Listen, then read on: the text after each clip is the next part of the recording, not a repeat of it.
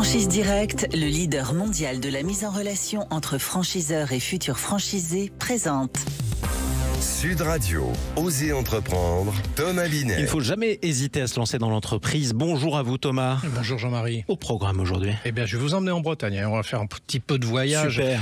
Et on va découvrir de belles entreprises Made in France. Et on continuera de parler du Made in France en recevant Benjamin Cohen, le dirigeant du pull français. On va parler forcément textile et entrepreneuriat. Et puis, je vais terminer par un petit point technique, mais vous allez voir, pas si compliqué qu'il n'y paraît. Ça s'appelle l'inflexion stratégique. On y revient dans un instant. À quoi ça sert? Vous nous direz tout ça. Avant ça, on commence en partenariat avec le magazine Entreprendre à entrer dans les coulisses des entreprises. Cette fois-ci, vous installez cette semaine en Bretagne. Vous vous installez pour nous parler de deux entreprises locales. Lesquelles?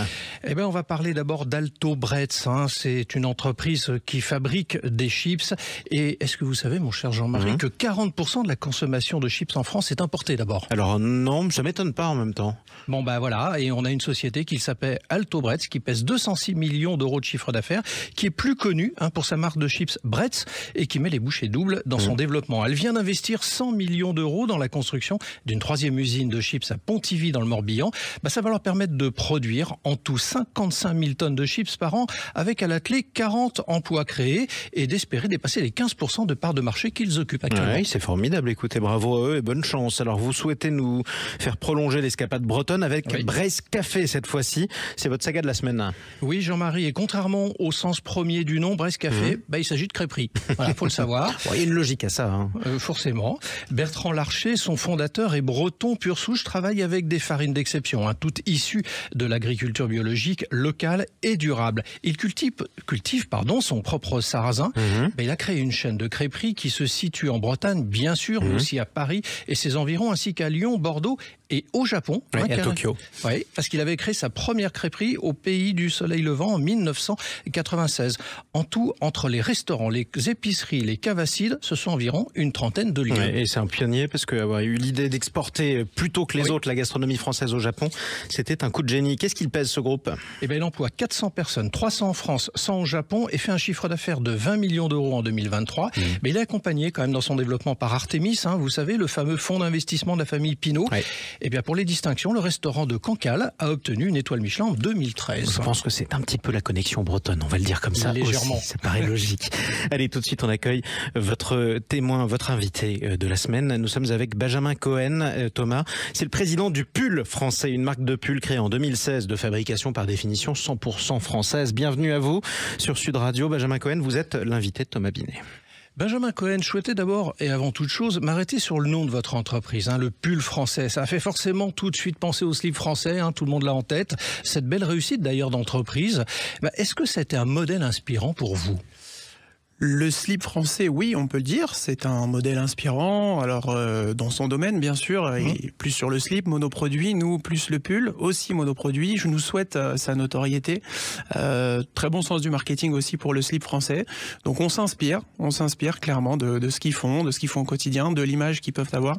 Et voilà, il y a encore beaucoup de travail, mais il n'est pas le seul. On s'inspire pas seulement que du slip français, mais il en fait partie. Votre marque a été créée en 2016, sauf faire de ma part. C'est ça, tout à fait. Voilà. Alors, en quelques mots, c'est quoi justement le pull français? Comment vous pouvez nous présenter, nous pitcher un peu votre société? Alors très simplement, le pull français, comme son nom l'indique, nous sommes une marque de pull, une marque de mailles hommes et femmes, assez haut de gamme, fabriquée 100% en France à partir de matières relativement nobles comme le mérinos, le cachemire, le coton bio.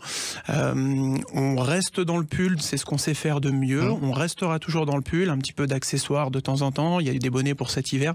On envisage de faire quelques écharpes. On envisage de faire une collection aussi d'été.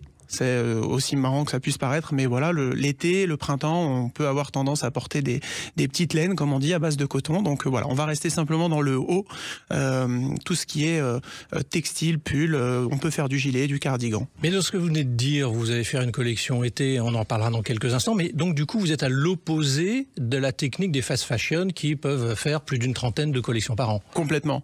L'idée du pull français, c'est de ne faire seulement que 2 collections par an, une pour l'hiver, une pour l'été, et terminé. Et ça suffit à votre clientèle d'après vous? Ça suffira à notre clientèle parce que j'espère qu'elle saura s'adapter au marché puisqu'on est en pleine mutation justement actuellement. Et ensuite, c'est vrai que Acheter mieux et moins, c'est aussi un petit peu ce qui nous motive et c'est ce qui fait que le pull français est une marque qui existe aujourd'hui. On incite les gens à avoir des produits de qualité, durables, qui vont pouvoir remettre d'une année sur l'autre, avec des produits aussi un petit peu intemporels en termes de style. Donc voilà, l'idée c'est de pas forcément partir sur 25 collections où j'exagère un petit peu, mais quand on voit des capsules, maintenant on appelle ça des capsules dans le prêt-à-porter, quand on a 4, 5, 6 capsules annuelles, ben voilà, nous on est complètement à l'opposé. On en fait une pour l'été, une pour l'hiver et ça nous suffit. Alors vous nous avez parlé effectivement d'une nouvelle collection été en coton bio, qui va sortir là, dans les jours qui viennent. Mois de mars, avril, voilà. Exactement. Est-ce à dire aujourd'hui, Benjamin Cohen, qu'il faut être made in France et éco-responsable pour vendre facilement un pull? Alors facilement... Alors j'ai retiré facilement pour vendre tout court alors.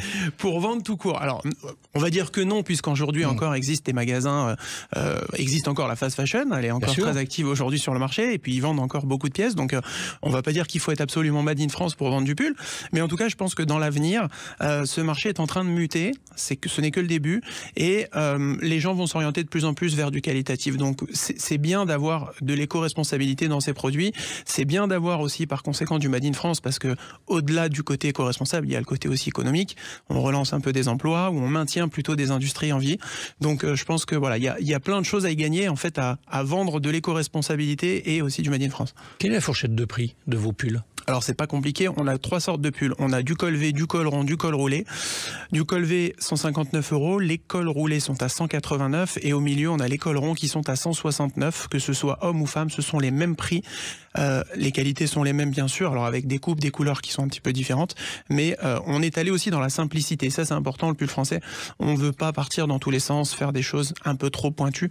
Il y a des marques qui sont spécialisées là-dedans. Nous on veut rester dans l'intemporel et la simplicité. Alors, vous défendez le fait d'être haut de gamme, ce qui justifie aussi le prix par son process et tout ça. Moi, la question que je me pose, c'est est-ce qu'on peut quand même aujourd'hui faire du Made in France à un prix, pardon de vous le dire, mais plus abordable? Est-ce que c'est possible? Alors, on va dire que tout est possible, tout dépend vos canaux de distribution, tout dépend les fournisseurs. À aujourd'hui, ça reste un petit peu compliqué parce que quand on parle d'abordable, ça dépend pour qui. Aujourd'hui, 159 € reste un prix. Il est vrai, tout le monde ne peut pas forcément se permettre de mettre un pull, d'acheter un pull à 159 €. Après, il y en a aussi chez certains confrères qui sont plus chers pour des qualités ou des matières qui sont tout aussi bien ou peut-être même un peu moindres. Donc la notion du prix reste très subjective par rapport à mais si vous voulez, si on veut lutter un peu contre la fast fashion, on évoque souvent que c'est un fléau pour notre économie dans tous les sens du terme, au niveau écologique, etc. Il faut qu'on ait un produit made in France forcément en face. Bien sûr. Mais le problème, c'est que c'est beaucoup moins cher la fast fashion. Donc comment on lutte? La fast fashion est moins chère. Après, comment on lutte? On lutte en essayant d'acheter mieux mais moins. C'est aussi un des slogans qu'on prône. Et c'est aujourd'hui ce que beaucoup... On renouvelle pas sa garde-robe au rythme. On n'est pas obligé de renouveler comme on peut le faire par exemple sur Shein où on achète des t-shirts à 2 € et la semaine d'après on en rachète à 2 €. On devient responsable, pas que on devient un petit peu plus responsable. Après, tout dépend aussi des matières. Pour revenir sur votre question d'origine, sur le côté abordable du Made in France, tout dépend des matières premières. Nous, on utilise volontairement des matières qualitatives parce qu'on estime que nos pulls doivent tenir chaud, doivent être beaux, surtout doivent se tenir, c'est-à-dire qu'ils ne doivent pas rétrécir, pas boulocher, etc., etc. Donc, en vendant des produits à ce prix-là, inévitablement, il faut que la qualité suive. Alors, c'est un choix. Vos produits, Benjamin Cohen, on les retrouve où aujourd'hui? Alors aujourd'hui, ils sont uniquement sur notre site internet. Le pull français, c'est du digital pur. Voilà, pour l'instant, c'est du digital pur. On envisage, on espère pouvoir s'implanter dans des boutiques auprès de revendeurs multimarques. On passe un message d'ailleurs pour certains. Ah oui, vous recherchez des revendeurs, c'est ça? On va en rechercher tout à fait. On est à l'écoute et on est ouvert justement à ce canal de distribution, clairement. On essaye aussi de s'implanter petit à petit dans ce qu'on appelle des marketplaces. Alors on les cible bien, on les choisit bien, celles qui sont en adéquation avec nos prix et nos produits. Et voilà, après le canal de distribution restant, ce sera peut-être un petit peu ou l'ouverture de boutiques ou l'export, parce que je sais que certains pays sont très friands du savoir-faire français. Donc vous évacuez pas trop vite l'idée sur laquelle vous pourriez avoir vos propres boutiques à votre propre enseigne? À voir, mais plus tard. Exactement.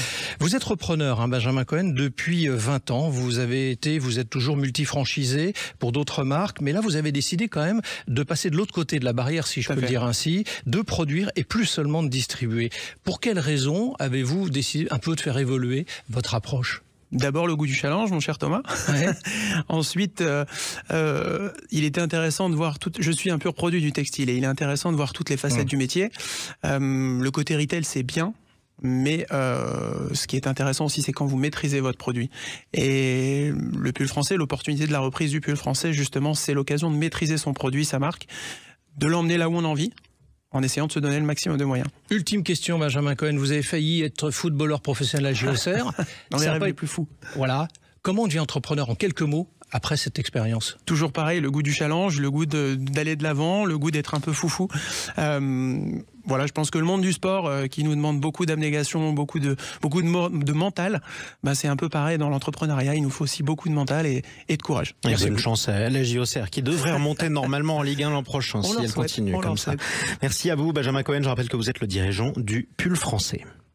Bruno, le spécialiste des fournitures et de l'équipement pour les professionnels, présente Sud Radio, Osez entreprendre, les essentiels de l'entrepreneuriat. Alors Thomas, vous vouliez nous apprendre un nouveau terme aujourd'hui, si on veut se lancer dans l'entreprise. Vous nous parlez d'inflexion, le point d'inflexion stratégique cette semaine, c'est quoi? Eh bien là, je vais vous commencer par vous donner une définition, c'est plus simple. C'est un moment critique dans le temps où les circonstances changent de manière significative, ce qui oblige une organisation, une entreprise ou même une personne à revoir fondamentalement sa stratégie ou ses actions pour s'adapter à ces situations. Exactement, alors c'est une théorie, j'imagine, elle vient d'où? Andy Grove, l'ancien PDG des puces Intel, qui a théorisé cette vision et qui l'utilisera d'ailleurs dans les années 80. En fait, il pressent que la concurrence japonaise va être très violente pour les fabricants de modules de mémoire pour ordinateurs. Il obtient le feu vert de son conseil d'administration d'abandonner ce type de produit. Il va décider de se concentrer sur le marché des microprocesseurs avec le succès rencontré. 80% des ordinateurs de l'époque étaient équipés par ces microprocesseurs Intel. Ouais, voilà qui donne des sueurs froides aux constructeurs automobiles européens aujourd'hui. Alors vous avez raison d'aborder le sujet parce qu'on voit bien aussi que de nombreuses entreprises ont beaucoup de mal à se réinventer. On en parlait avec vous d'ailleurs la semaine dernière avec Casino par exemple. Oui, et c'est pas la seule, Jean-Marie. Nokia qui n'a pas réussi à prendre le tournant du numérique à temps. Polaroid comme Kodak qui n'ont pas cru aux appareils photo numériques. Le fameux Palm, vous vous en souvenez pour les plus anciens, ce petit assistant numérique de poche qui a été détrôné comme le BlackBerry par les smartphones. A contrario, Netflix qui a su abandonner la location de DVD pour devenir un acteur incontournable de la vidéo en ligne. C'est une véritable réussite. Allez, en conclusion, pour tout ça, Jean-Marie, pour réussir, il faut prévoir et oser prendre des risques. Comme l'écrivait le philosophe danois Søren Kierkegaard, oser, c'est perdre pied momentanément. Ne pas oser, c'est se perdre soi-même. Eh bien, merci à Søren Kierkegaard. Merci à vous, Thomas, également. On va vous retrouver dans quelques instants pour parler d'investissement au programme aujourd'hui. Eh bien, on va parler d'épargne et du rapport de la femme au risque. À tout de suite. Sud Radio, Osez entreprendre, Thomas Binet. avec Franchise Direct, le leader mondial de la mise en relation entre franchiseurs et futurs franchisés.